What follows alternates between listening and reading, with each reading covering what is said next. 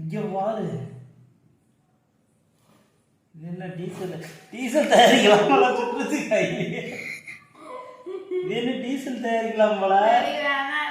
சரி பரவாயில்ல அடி அடி அடி. என்னதான் பண்ணுதுங்க பெட்ரோல் அதான் இருக்கக்கூடாது. அங்கே பாரு போகுது. நிப்பாட்டு. பார்த்தீங்களா பேட்ஸ் எவ்வளோ அழகா தீ பிடிச்சிச்சுன்னு. இதில் டீசல் இருக்கா பெட்ரோல் இருக்கான்னு தெரியல. ஆனால் தீ பட்டா உடனே தீக்கு தெரியுது. பவர் அதிகமாக இருக்கு.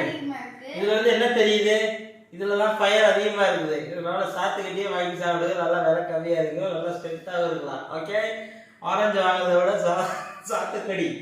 சாத்துக்கடி வாங்கி சாப்பிடுங்க, நல்லா ஸ்ட்ரென்த்தா இருக்கும். ஜூஸ் போல சூப்பரா இருக்கும். மிக்சியில போடாதீங்க, முக்கியமா சும்மா கையால பிழிஞ்சு போட்டீங்கன்னா சுவையா இருக்கு. மிக்சியில அடிச்சீங்கன்னா கச கச கச கசன்னு கசப்பா இருக்கு.